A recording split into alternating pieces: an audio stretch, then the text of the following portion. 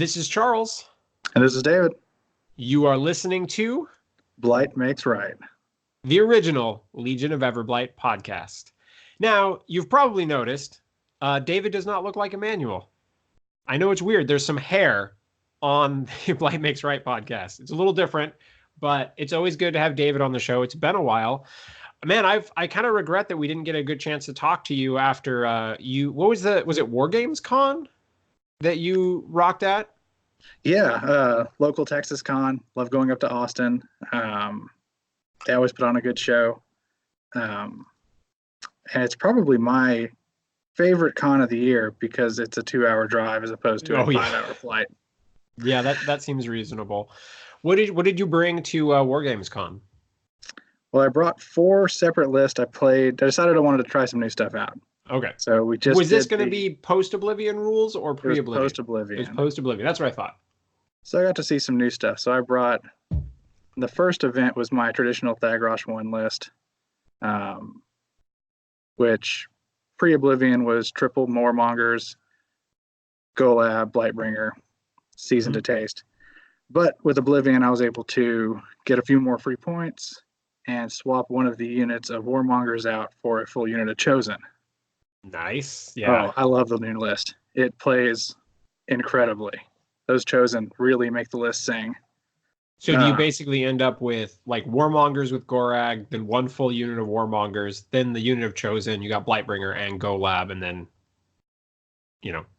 stuff. Yeah, your pair of Hellmouths. The big change is you can't fit in a War Chief, so you lose Blood Drinker. I think you got to play a little bit smarter. Yeah, I think that's okay. There's enough anti-healing tech and whatnot out there that, probably half the time if you had it, you wouldn't be able to use it anyway. Yeah, the big thing is to not berserk and kill my own stuff. Yes. Which they're pretty good at. And I'll say if PT has a weakness, it is its lack of access to versatile solos. And so that is, I think, the constant struggle with PT is going, how do I control flags? Yeah. Right? Like that. Yeah, it's rough. I mean, that would be my big change if I wanted to get anything into PT, like just get some, like, honestly, I've always kind of wished that grotesques were in there. I feel like grotesque raiders and grotesque assassins would really fill out and widen this theme, but it almost takes away the identity of ravens at this point. Maybe a little bit. Yeah. Raptors really help bring that theme together. Yeah. I've struggled to see raptors really. I've always felt like raptors look good on paper, and then I just never quite feel like they do enough for me. But okay, so you played your classic Thagrosh 1 and with post-Oblivion, maturity. What else did you get? So for that first event, I went with Fyanna 1 list, and I played her in Ravens, and I played her with the list that I think we'll talk a little bit about tonight, focusing on Fyanna, which is Golab, Quad Nerif, Seraph, 2 Deathstalkers, 2 Forsaken, Kralix, a Hellion, and a pair of Hellmouths. That is a tasty list.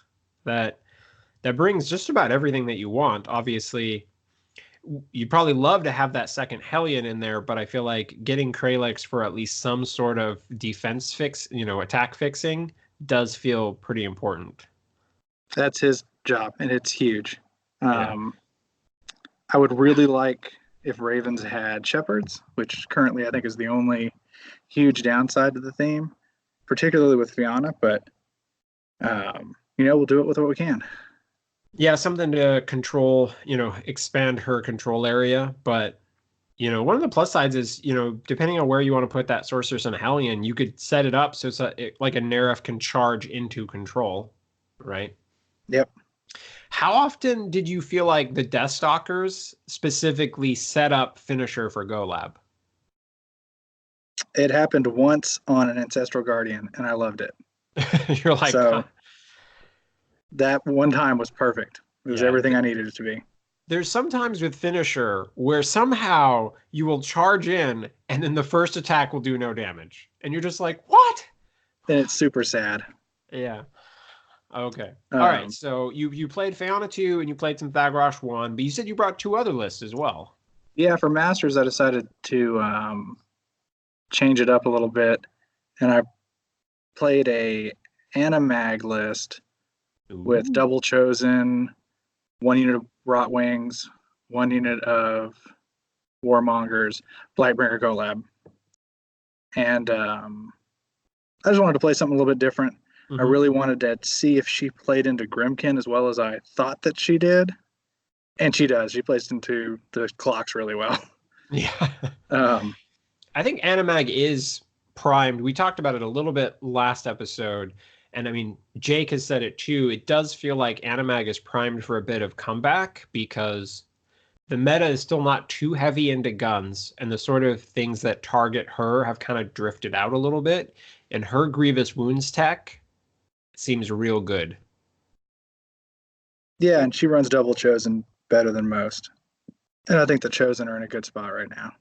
Yeah, yeah, for sure. I found if you can keep them going, they end up operating really well late in the game, especially if you're playing it with the sprinting beast, even if it's just Golab. Golab's ability to just like move in, kill one or two things that were choking up the Chosen to let the Chosen just go back to fully operational. I mean, that's always been the thing with Cav, right? Especially Cav with like brutal charge, where you charge them in and then they're mucked up and like other stuff comes into engagement. Even if they don't die, they don't get a hit back as hard as they would on a charge. But when they get when they get jammed up, and then you have sprinting beasts that are like, "Hey, Chosen, why don't you keep go being badass?" And so it's like Chosen plus sprinting heavies combined. I think we lucked out in that CID that everyone got so focused on the Hellmouth and Animag that Golab got ignored Oh and yeah, just he's huge. snuck through being amazing. Okay, so what did you pair with Animag then? I wanted to go with a list that I hadn't played since 2017. And I brought Lilith 3. Okay. Uh, so we got Typhon back in the theme. Yay! Yeah. So I had to test out Lilith 3. And I played her with the smorgasbord of Typhon, Azrael, Zuriel, Seraph. Pick one of everything. Yep. Kralix was in there to give me an extra like arcing fire shot if I really needed to dig deep.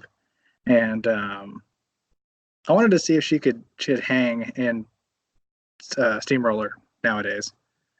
And she played really well. I ran her into Magnus, and my opponent bunkered up really nice and neat, and then got killed by Typhon and Sprays. So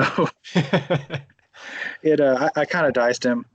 So I didn't get to see much of how the list performed, but it threatened so far up the table that he wasn't able to play his game. So I think the list actually works pretty well. Yeah, I mean, that's one thing that I've been talking about a bit lately because I've been putting Veil on the table, and when we're getting all used to playing Callus, and even to a certain extent Thagrosh, we are not threatening a big assassination. Even Animag, right? Like she doesn't really force their caster into different positions. She forces the army. But when you have something like Lilith 3 or even Callus 2 with Golab shenanigans or Veil 1 projecting like projecting Golab or Typhon, it changes the way your opponent plays. And I think we as Legion players are used to playing the game with a Veil 2 assassination or a Lilith 2 assassination or a classic back in the day Seraph Typhon Veil 1 assassination. We're used to having those sort of things in our tool bag. And when we don't, it's a very different game and it feels awkward. It feels like you're not playing Legion when your opponent gets to do what they want to do.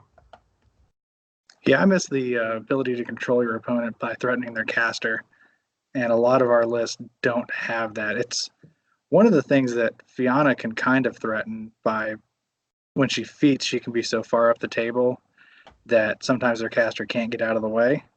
Yeah. But she doesn't threat it like Lilith 2 used to, like Lilith 3 still does, particularly like Veil 2 used to, where you could come at someone from any angle and almost any range, which is probably a good thing for the game. All in all, there aren't a lot of Yeah, casters that do that, but I wouldn't mind seeing a little bit more of that. Whatever we do have in Legion, some Lilith 1 maybe. for sure. All right. So what did you think of those lists afterwards? Worth exploring more? Certainly. I decided that as much as I liked my Thagrosh list, I was going to shelve it for a little while. Yeah, get Not a because I don't think it's very good. It's because I actually think it's better than it used to be. But I wanted to see something a little bit different, and I played some more Animag. I played a bunch of different variants of Fyanna. I really wanted to get that list dialed into something that I thought complemented either Primal Terrors or possibly pairing Fyanna with Abby 2 or Lilith 3 and foregoing Primal Terrors if the meta adjusts too much to the medium base spam. okay. Well, so let's dig deeper into Fayana. That's going to be kind of the focus of this episode. You were playing her a fair amount in the the pre-Oblivion era too. Like she was still one of your go-to casters. But now things have opened up quite a bit for her, obviously. Like all of the things that she liked, she now gets more optimal options. Um, so what do you think initially, like when you or someone else is building a Fayana list, what's your goal for it to cover? Or is it just something where you're going to present a problem and then depending on your opponent's list, if you think that's a problem that they're going to be able to solve, you go with the other list? I use it as my answer list when they have enough guns to shoot my Primal Terrors list off the table. Okay. That's her primary purpose, and it takes a specific type of gun line to deal with her. Like Sloan can shoot enough, like that type of super accurate alpha gun line can do it. But I think that nowadays we actually have the tools, particularly in oracles, to shut even that down. And honestly, but I think we talk about Sloan being a problem, but I finally played into Sloan. It was not as much of a problem. Well, I got half my army shot off the table, but I still won. The problem is it reminds me a lot of playing Lilith 2 back in Mark 2. Like you can do a lot of work, but then you're still probably going to lose on scenario. Um, and I mean, I was playing a Veil 1 list without Blightbringer, and so my chosen were a lot more vulnerable to guns. But man, if that had been a Blightbringer Callus list, the chosen would have absorbed a lot more. Now, I do think Sloan in Infernals is potentially more of a problem because those hunters are going to probably be able to boost their second shot too.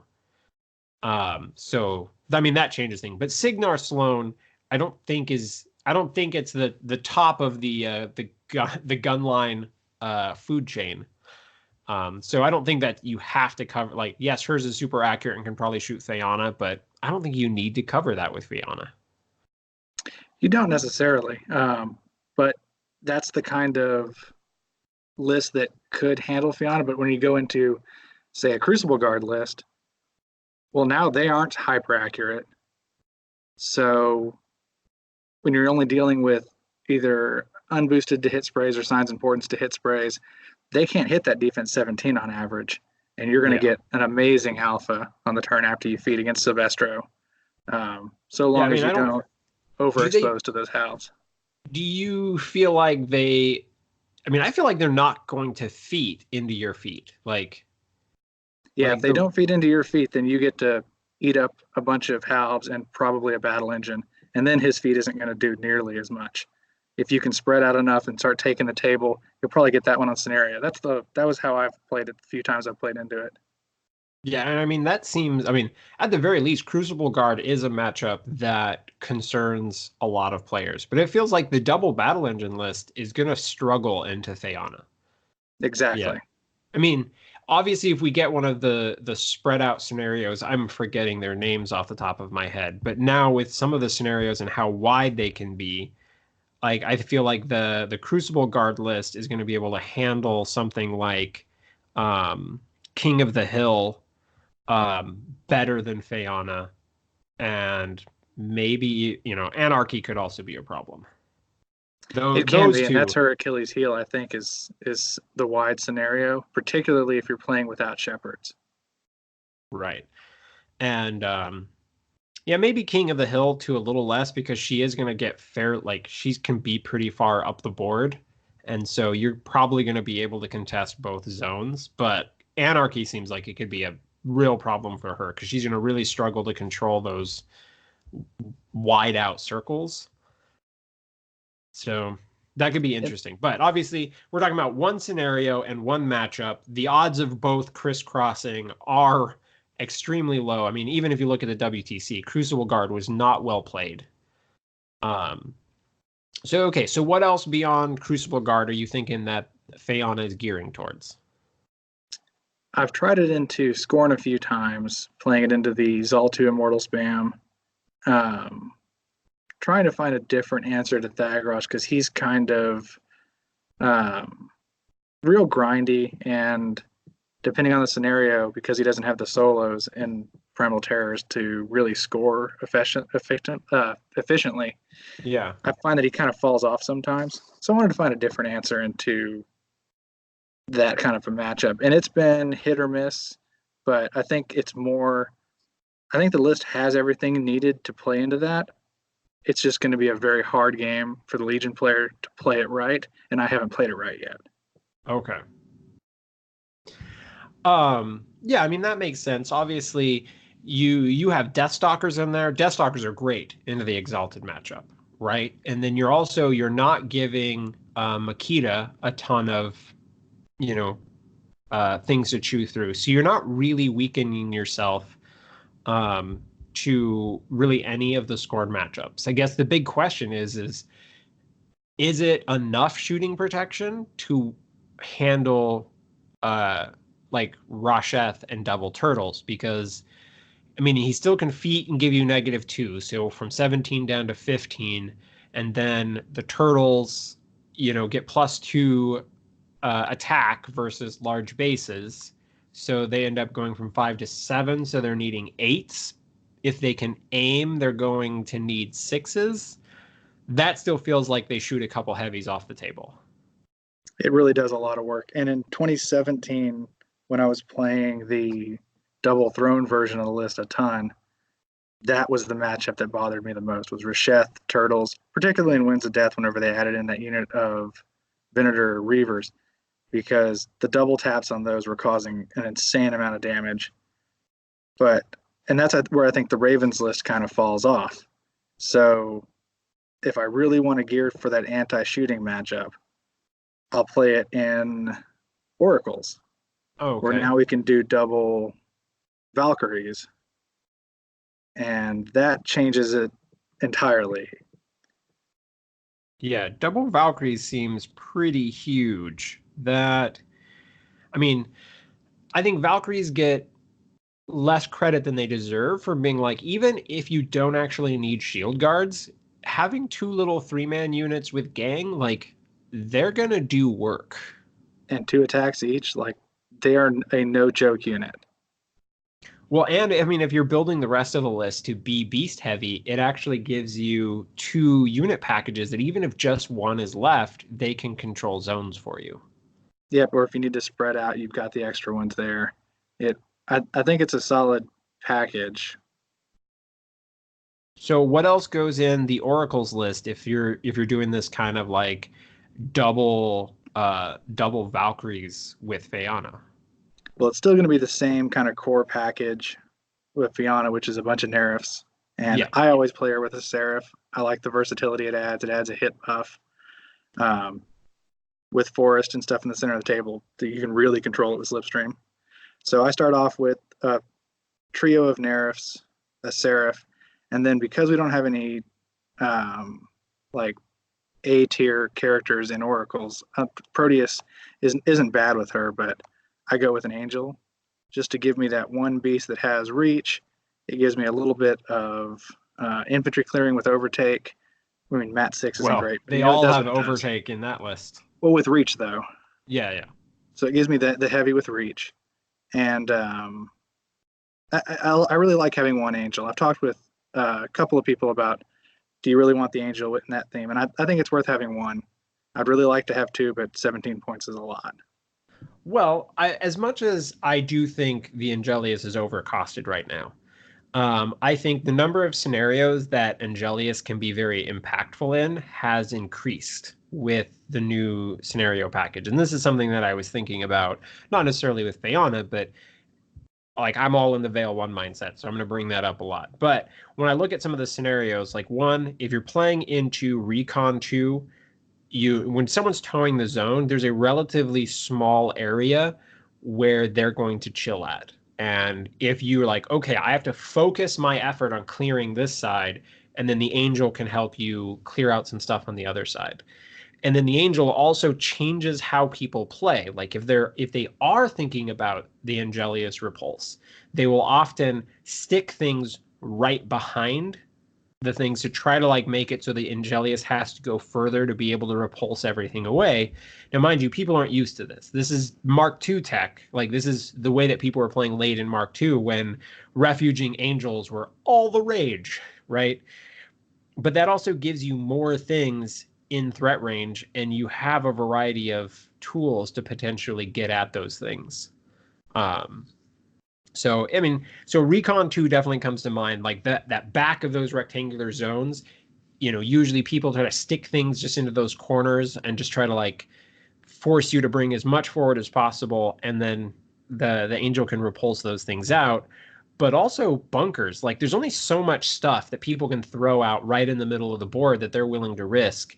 And sometimes it's just those spread out random solos or something that you can't get an anti-tough tech over there. So just repulsing it out, not bad. And Fyanna with feet up, she might repulse something out of the zone herself, right? Like that is a totally reasonable thing for her to have access to.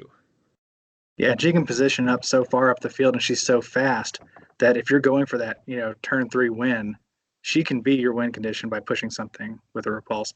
I think the Angel's great, especially just to have one. And it also gives you that slightly further threat, that little bit extra damage output. So if you are able to slip something through onto someone's caster, the Angel can finish the job, whereas a Nerf can struggle if they've got a lot of protection. I'm not saying that we should go out and like start playing an angel in every list, but I was just thinking about the fact that if you play an Angelius with GoLab, any of those casters, like say maybe even maybe a Thagrosh 2 would be a good mix for this, where he goes up, he pops one thing and just like murders it. So now he's killed something, so he can use Lightning Strike. He repulses other stuff out of the zone, and then Lightning Strikes backwards. We've never really that loop doesn't work before, but it actually does now. Mm-hmm. Thagrosh 1 could actually get the free repulse.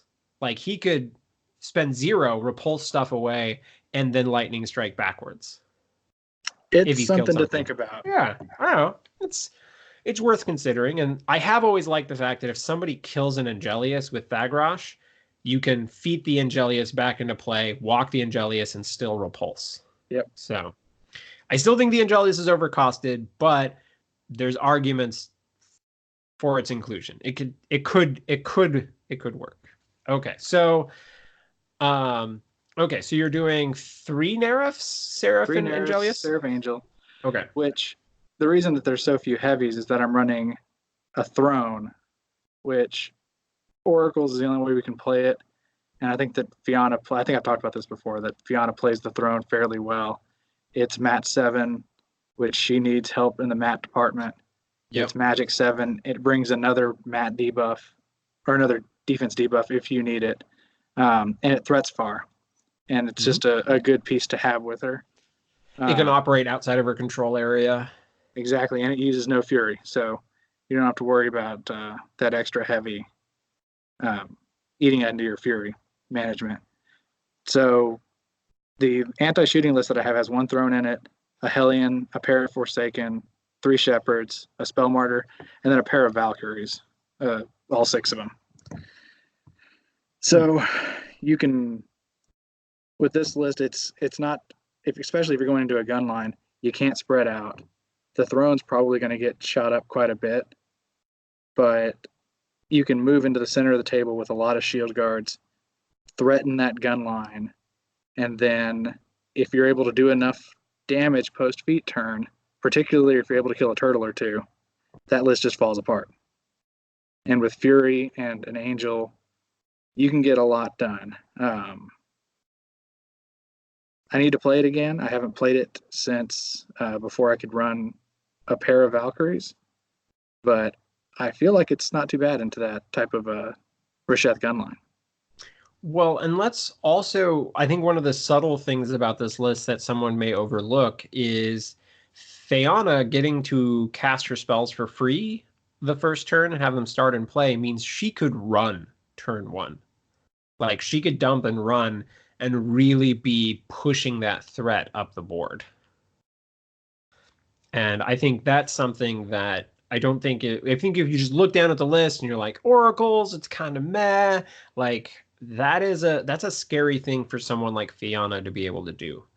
And I wanted like I go back and forth on the Seraph, right? Because it's not an auto include, right? It's useful. It gained flair, right? We like flair, and slipstream is still good.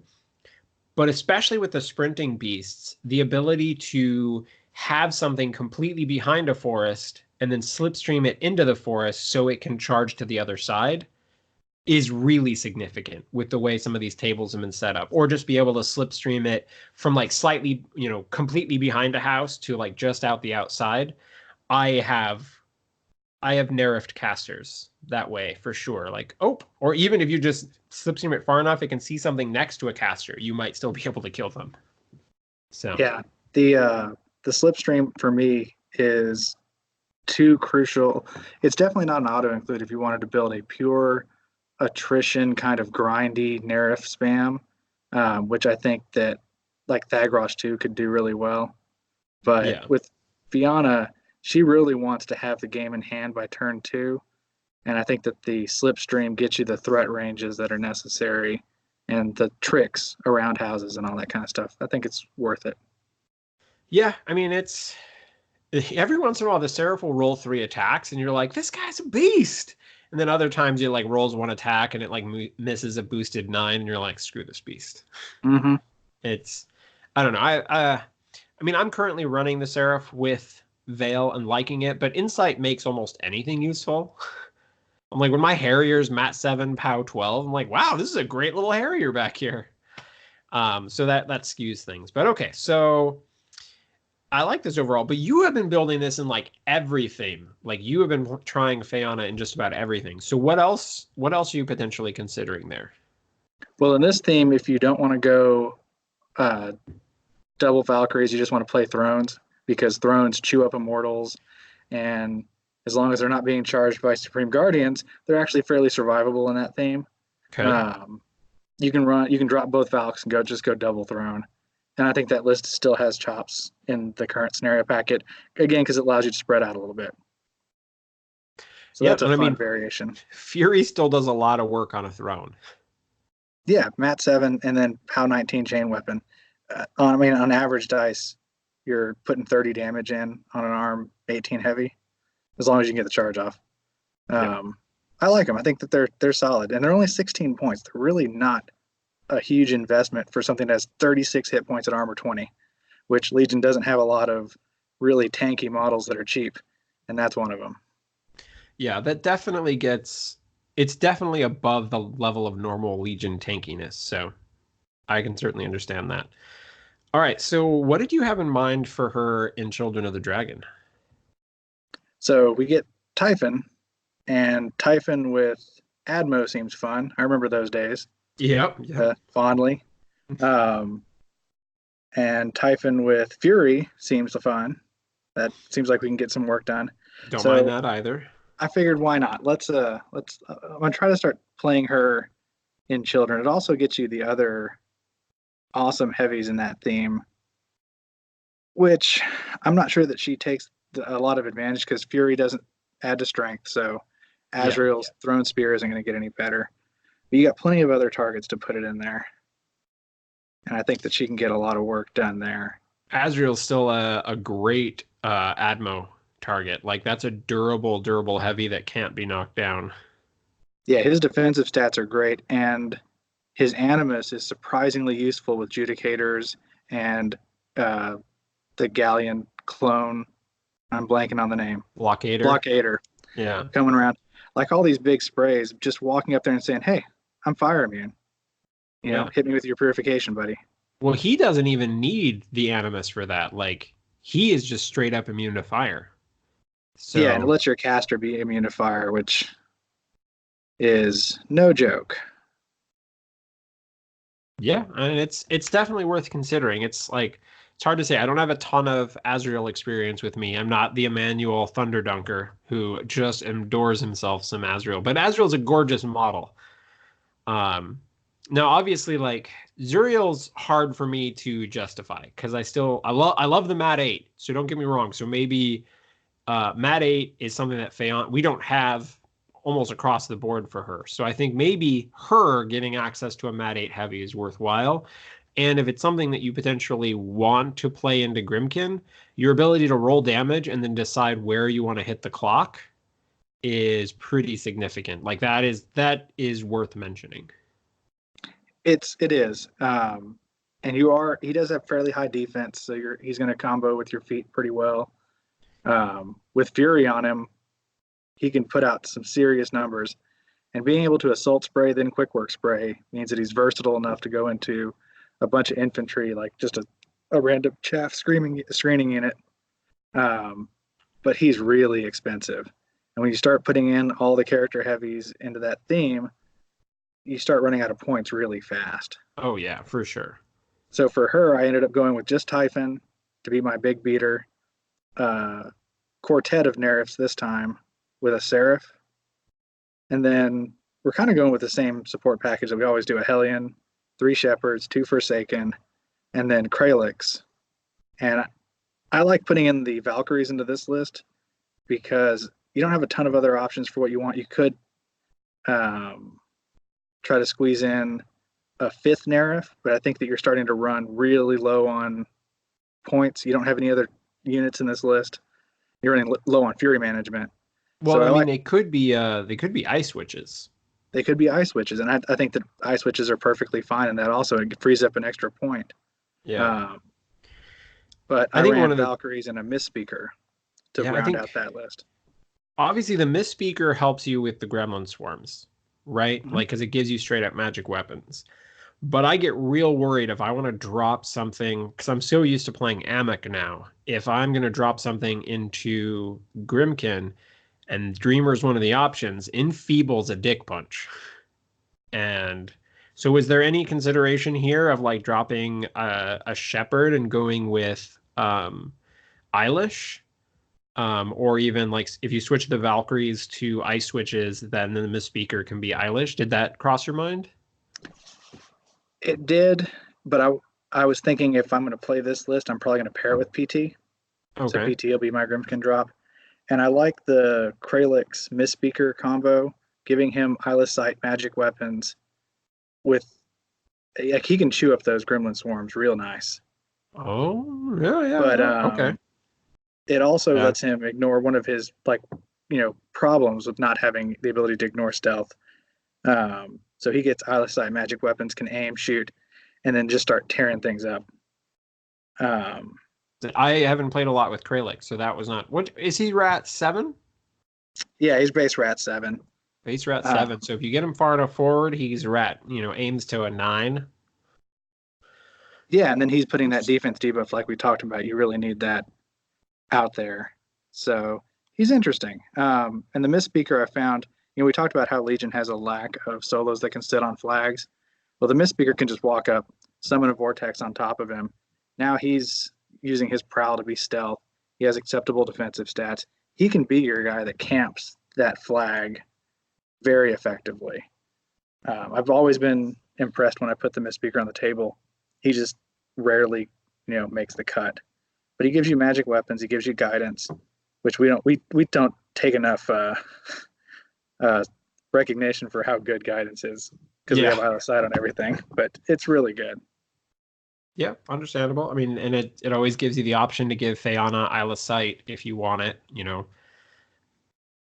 make her, you know, make her immune to blind all of a sudden or something, whatever that option is. I always want to put the Myth Speaker in lists, but he has just not quite made it in for me yet. But makes sense. But yeah, there's a lot of tinkering room with your solos here. You don't necessarily need all 3 shepherds, but I've found often with Fyanna, you'll have one beast with Fury start the turn and want to have it charge something. And especially if you want to slipstream it and really get it out there, it's going out of your control area. Right. So having shepherds has always enabled more plays than I think I get playing a theme that doesn't have them. Well, and one of the funny things is you could probably run the shepherd up to control a flag and still keep the Nerf into control. And there's a lot of situations where you could double dip for that didn't exist before, where you might be able to put that shepherd in that right position. Where you're like, well, the shepherd's going to go over here, get on this flag, and keep this Nerf in its control area or its command. Yeah, and then you walk up in feet, and suddenly that shepherd is def 16. They're having trouble even removing it, and they can't just walk up, shoot it. They actually have to contest that flag, and it's interesting.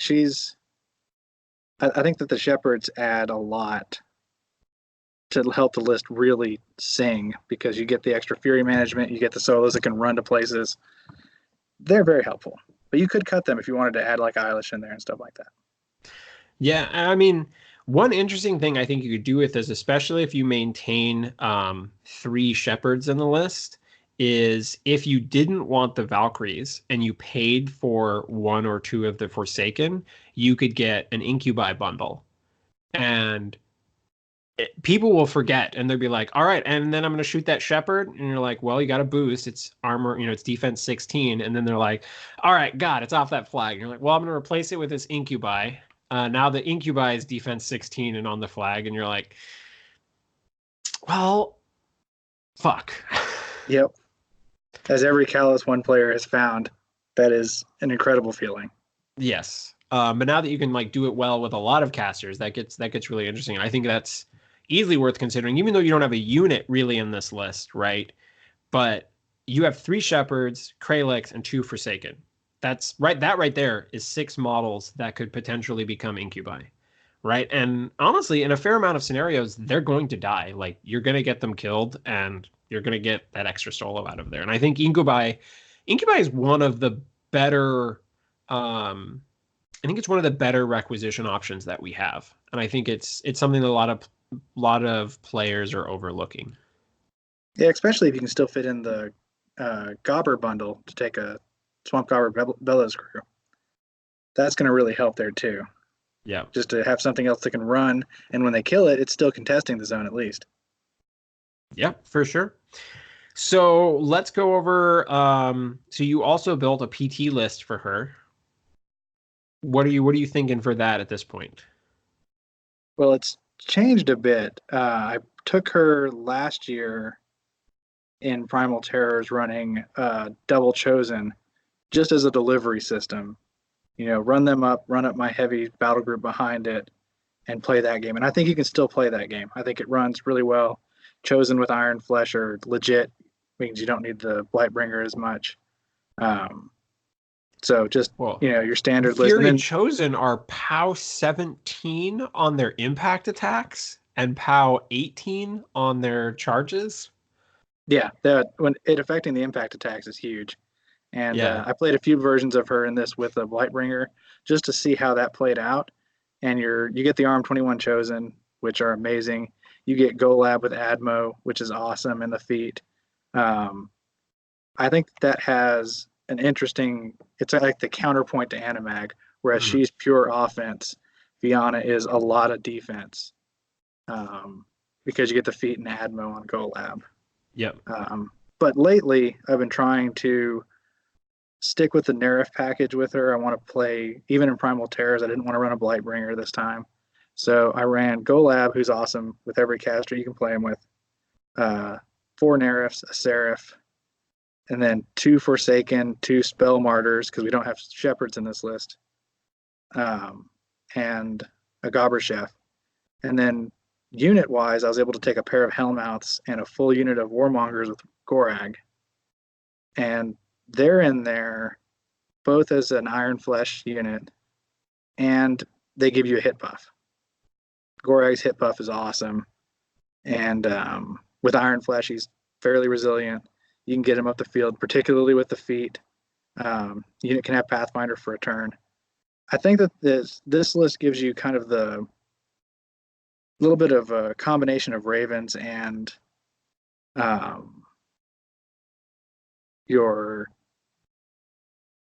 Children of the Dragon build, where you're able to run the lot of the big group of heavies and still be spread out with Hellmouths controlling your side zones, or there's some games where Hellmouths just win you the game because they are amazing. So it seems like in a list like this, the warmonger's role is probably kind of the opposite of what would normally be, where the warmongers are probably hanging back a bit. Or do they lead the charge for you? Because I'm feeling like they kind of like the beasts are kind of leading, and then the warmongers probably hang back a little bit to assist you when you need that hit buff and start clearing off jams and things like that. They're pretty effective at clearing a jam if you're able to hold your feet. Um, they become very effective at it. They can clear off whatever's in front of them without really threatening your heavies at all with their berserk. And that works really well in the tight scenarios. But I've found I use them a lot more as a flanking unit, so they can go in, play vengeance games with a Hellmouth, and hold a flank while the kind of as an anvil to my hammer of my battle group, just going over and crushing the other flank with Fyanna. So they can upkeep Iron Flesh on them, just leave them over there. And they do plenty of work on their own.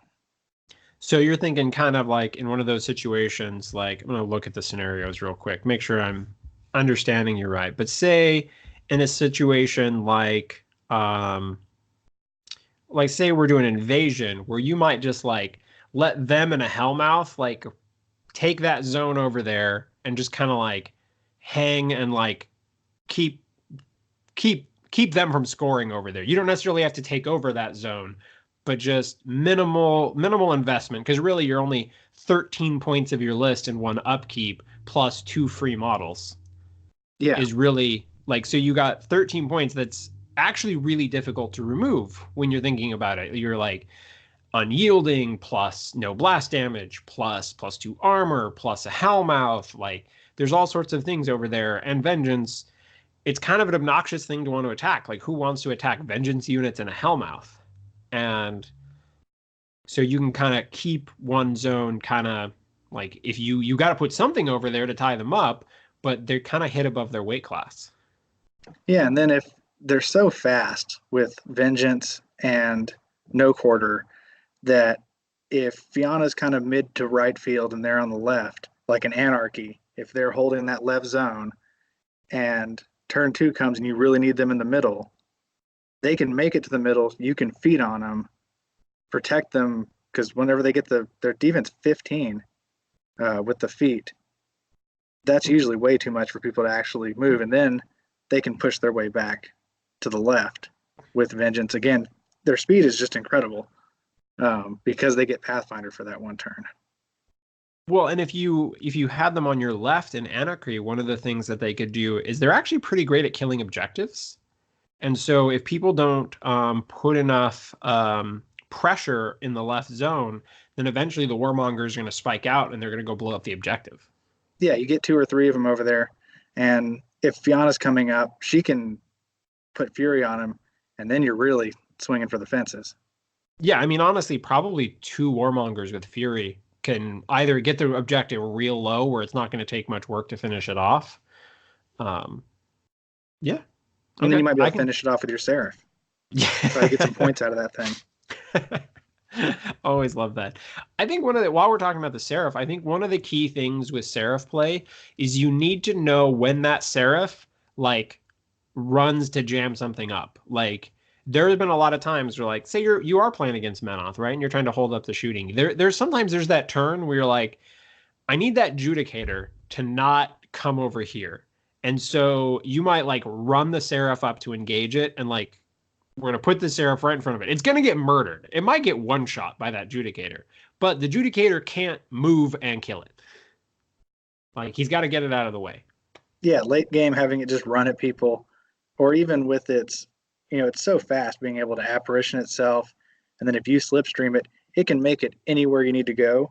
In a Hail Mary, just run it up next to their caster and let them deal with it. I mean, a Seraph is not going to kill most casters, but if you're low on clock, is running into the last turn, and you've got the last turn of the game, running something to engage their caster, and I've done it with Nerif, and I'll do it with a Seraph if it ever comes to it, just to make them think about it. You've only got like 2 minutes left on the clock. Let's try to make your opponent really freak out for a little bit.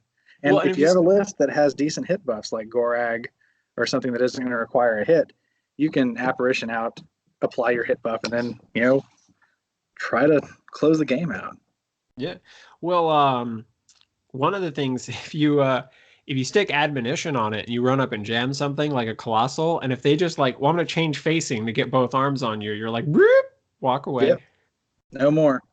And especially late in the game where it's hard to like think through all of those little details, like anything that you do that complicates things late in the game, that could mess that stuff up. But I think my overall point is you need to know when to get the Seraph involved because you don't want it to be your last beast. If the game is going to grind down that much now, but let's be honest, like I find it pretty hard to lose your whole army in the current world of War Machine. Like I feel like you probably had to have walked into a bad matchup or a dicey situation or you lost a list chicken. Most of the time, I'm finding like half of the armies are still on the board when the game is over. So, Yeah, things seem to be grinding out a lot more. And I think Fyanna plays well into that. She's going to have more of your army available late game than most people because Legion doesn't have a lot of defensive feats. And hers is one of the best ones. I mean, Veil ones might be better, um, but she's up there. yeah, I mean, uh, I haven't played her, and I think one of the reasons why I've shied away from playing Fyanna 2 is when I'm playing Callus a lot, I start missing my 14 and 16-inch control areas. And so when I'm like branching outside of Callus right now, going into another Fury 6 caster is a little stressful. But you don't really play Callus much. So this kind of is your Fury 6 caster. Yeah, and I've tried playing it, particularly when I was giving per year some prep games for WTC. Yeah, He wasn't going to see my Thagrosh list. He wasn't going to see Fyanna. He's only going to see Callus 1. for sure. So I played a fair amount of Callus 1 prepping for that. And it kind of reaffirmed that I'm a bad Legion player and can't play Callus. I did not enjoy the experience. I don't know. It was something else. But yeah, Callus is not my cup of tea. Well, I wouldn't. I hate calling like it's not that I don't want to play Jake's list, but I don't like classic Callus. Like I don't want to play Blightbringer Harrier 4 units. It is a boring list to play. But if you're gonna try it, I would tell you to like totally try mine. You obviously like playing Nerifs. Like if you played my version, I think you would probably enjoy it quite a bit. Like it is a whole lot more functional from like a classic Legion player perspective. Yeah, I did after a ATC this year. I Yeah. took home and played it once against Kirk, and it was a ton of fun. He played Morgul 2 into me, which was real bad, Yeah. and just tore him apart. But it was great. I think the list is a ton of fun, and I think that honestly, Callus gets a lot better for me when you just make the adjustments, put GoLab in. Like For we sure. can get him in there now. We can still get all the stuff we need. Let's do it. And to be entirely honest with you, like let's talk a little bit about the Nerif in general, right? So if we talk about classic Mark II Legion, heydays, like everybody hated Legion. We played beast heavy all the time, right? Really, most of the beasts we played were Angelius, Scythian, Ravagore. We really played 3 models in some sort of mixture. I think the craziest things ever got would be like 3 Angels, 2 Ravagores was kind of like the tipping point. And then occasionally you'd see a Seraph in there, but I think a lot of times the Seraph was a misplay, and really probably shouldn't have been in the list. But sometimes you would like see that list round out with like a Seraph in there, but really for the most part we're talking about Angels and Ravagores and Scythians. And now obviously we play in a world where none of those 3 really see play. But it is not that we don't have great beasts. We just kind of flipped. We have the Nerif, which is fantastic, probably better than it gets credit for. Like you compare it to the other dominating low-cost heavies, it seems easily on par with an Archidon, even though the Archidon's cheaper, but we have a higher mat, we have built-in sprint, and you have coil, and you have an extra attack. Like that's easily worth the 2 points. And then you compare it to the Clockatrice, which is obviously hard, but the Clockatrice is actually more expensive, right, at 13. We don't have the defensive stats, right? 13, 18 is crazy amazing defensive stat line. But if you're just fundamentally comparing them kind of side by side, Nerf is probably doing more actual work, and Sprint may actually make it as hard to kill. Maybe not as hard to kill with stutter, but sprinting backwards afterwards still drastically changes someone's ability to actually remove those things on their terms. And I think it's something that we may have overlooked because our themes didn't really support beasts in a great way. Now that all of our themes, now that Children of the Dragon have Forsaken in them, Ravens didn't have Forsaken in it before, if I recall. I don't think so. Yeah, so we have Forsaken in every theme. Even Primal Terrors can take Forsaken as a free model now, which it couldn't before. And so now suddenly our ability to play a beast package, I think one of the keys is going to be abusing Nerfs and make people realize that we can play in that territory too, but we got to supplement it with GoLab. Arguably, I would say in conversation for the best war beast in the game. And then if you're playing Children of the Dragon, Azrael, Typhon could definitely fit in. If you're playing Absalonia 2, Proteus is an option. And so there's definitely some beast lists that we can play. And I've even been thinking about, because I've been playing Veil with like all the infantry, and I've been really, really enjoying that. I've been thinking that if I were to pair her with Callus, that maybe I actually take up his beast loadout and maybe play it a little similar to like one of your Fyanna lists where I'm running 3 or 4 Nerfs. Because you know what? Dark Guidance still helps everything. Ignite still worked great on Nerf's ability to trade up and GoLab, and I can still run a unit of birds and a unit of chosen with all of that if I want to hit those wider scenarios like the way that you were talking about, where you have like a Hellmouth and a unit kind of holding a deep flank.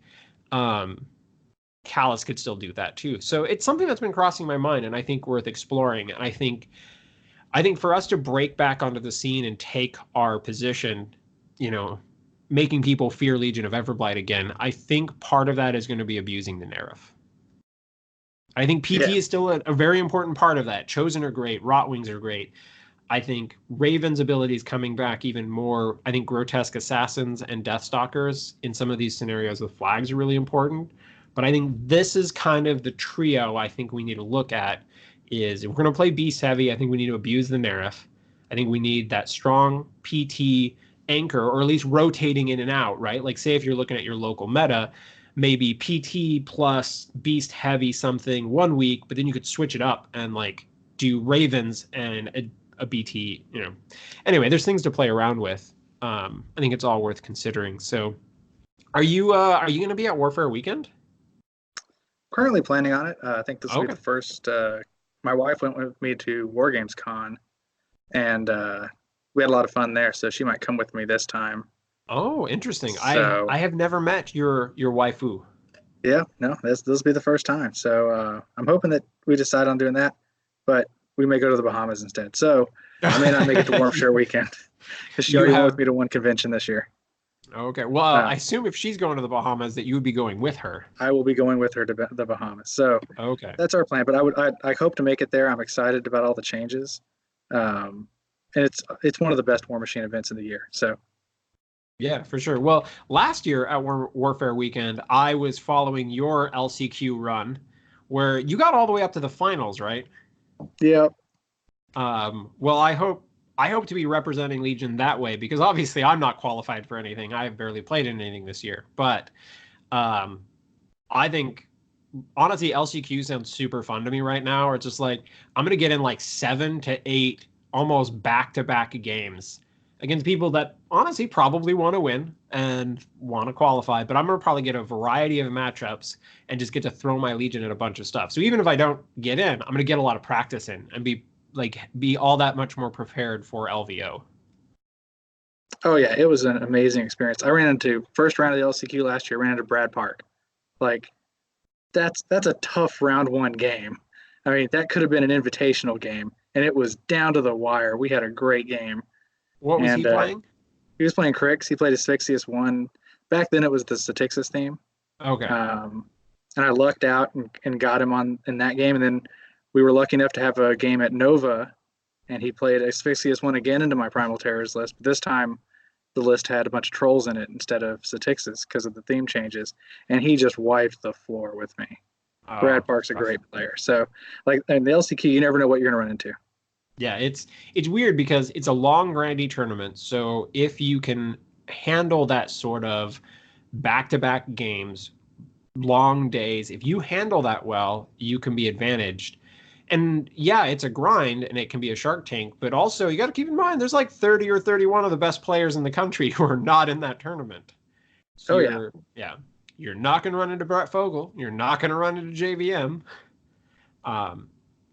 But okay, so before we wrap up the episode, what would you say if a player is going, should Fyanna be in my pairing? Or should it be something I'm potentially testing for my pairing? What do you say are like the big things that they would look for in their local meta or things in their other list that would make you say, yeah, why don't you try Fyanna as the other list? Well, I think the big thing is if you're looking for a list that isn't Primal Terrors, so that you can play a small model count, Legion Mark II style list, and you want a defensive feat in Legion, she is my go-to when I'm thinking I want to be able to control the table turn 2. That's where I go every time. Do you think because obviously some of the defensive feats are popping up, like Zadaroth in Infernals is only going to make people need to tech for hitting even more, right? Like that's going to be a thing. I mean, obviously they still have a couple of models that they're missing, but that's going to be a serious contender. Obviously Callus brings a little bit of that, right? Like Incubi going up to defense 16, but sometimes you're just like, I'll use a few auto hitting attacks on those guys and I'll just try not to make too many of them. And I mean, I keep seeing Mordekar. I know that people don't really like Mordekar, but I've ran into Mordekar in a surprisingly large amount of tournaments. You never see him anywhere else, though. Yeah. But I don't know. Do you feel like, because you've probably done a wider range of tournaments than I have, do you feel like the high defense skew? I mean, Menoth is also kind of doing it, right? Like Menoth skews a bit with that, with awe and that sort of thing. Do you feel like that a list like Fyanna is going to get kind of caught in the crossfire there? It certainly can, and depending on the matchup, but it gives you the option, right? If you're playing Callus 1 Fyanna, you can go into list pair and see that anti-Zadaroth tech, that huge hit buff list, but they're going to see your Primal Terrors list, and that's what Legion drops, right? Like, non-Legion players aren't listening to this podcast. They aren't getting the tech. They're going to say, oh, I'm playing Callus 1. You'd be surprised. We have a surprisingly large amount of listeners that are non-Legion players. And we've always had a certain draw where people just like, we have a fun podcast. And a lot of people have been victimized by Legion in the past. They want to be prepared. Well, that's great. I think that's awesome. And I would love to start seeing not Callus 1 pop up 5 rounds in a row. But that's what people think. If they see us, they think we're going to play our Primal Terrors list. So you can still sneak it in there. You're probably not going to get that heavy anti-defense list. I will probably still play a Primal Terrors list, but it just might be a beast-heavy Primal Terrors list. We'll have to see. Yeah. All right. Well, David, thank you so much for coming on and chatting. I know the last time we tried to schedule an episode, some stuff came up. It was a busy weekend, but glad to have you on again. I'm glad you're representing Gray Hoodie Club. I figured I didn't want us both to just look exactly the same. I figured as soon as I put on a hoodie, they're not going to be able to tell us apart. And so, all the Legion players look the same. But anyway, thank you for coming out. I hope I get to see you and your wife at Warfare Weekend. That would be awesome. I will be out there. But for all the listeners, thank you for tuning in again. Join some more Blighted talk. We're kind of get back that regularly scheduled Blight. And so I think we'll close up shop here. So David, thank you again. To all the listeners, Blight's out.